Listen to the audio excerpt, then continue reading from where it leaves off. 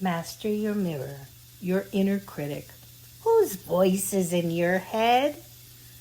Most of us are aware of an inner voice that can be harsh, judgmental, and relentless, picking apart what we say, how we look, or what we dare to want.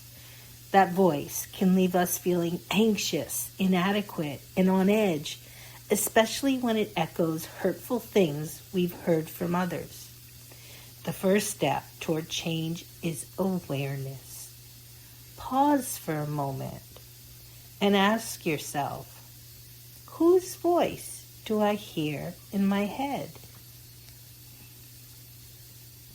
And then ask, how much longer am I willing to live with this voice telling me what I can and cannot do? Why changing your inner voice matters. When you speak to yourself in a loving, soft, and gentle, soothing tone, your body responds, your heart rate slows, your muscles relax, your nervous system settles. That's not wishful thinking, it's physiology. Yeah, I'll share more of the geeky, science-backed explanation in an upcoming post. On the other hand, when you yell at yourself, focus on flaws, or replay old criticisms, your body interprets that as a threat.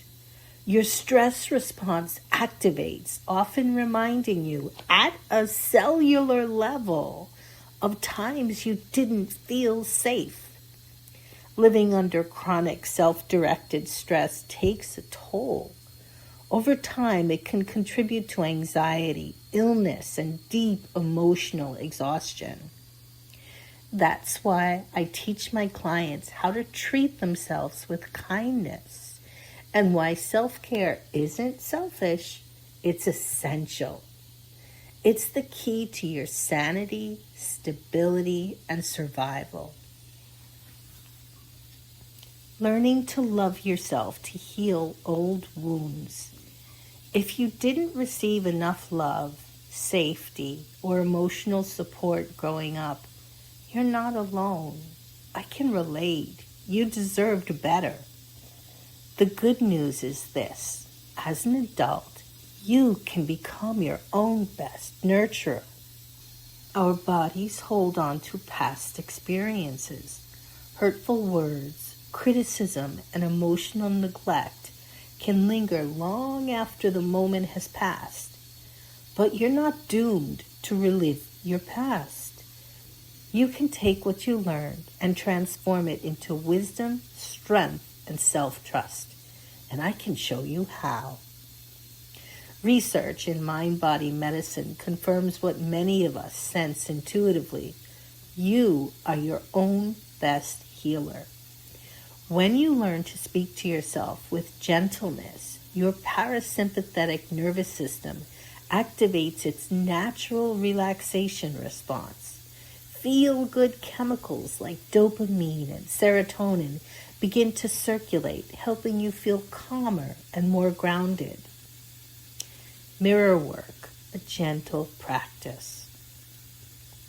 The late Louise Hay taught mirror work as a way to build self-love through daily affirmations while looking at your reflection.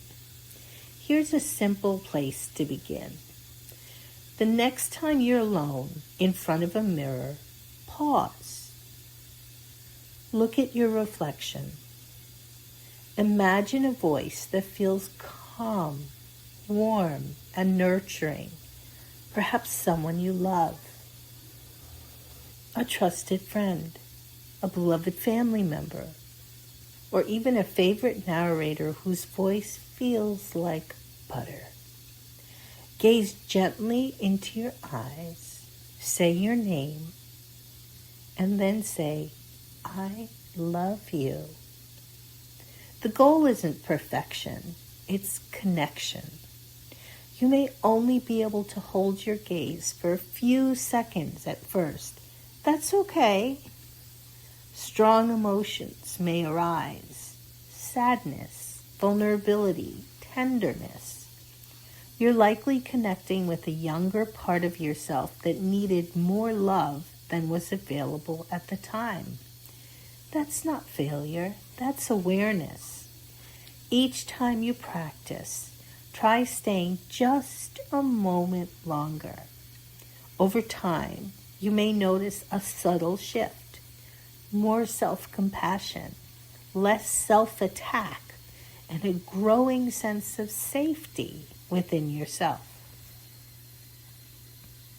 In my upcoming workshop, Master Your Mirror, How to Become Your Own Best Friend, I'll guide you through these practices live and help you identify where your inner critic came from, soften the impact of hurtful internalized voices, and learn how to become your own best friend instead of your harshest judge.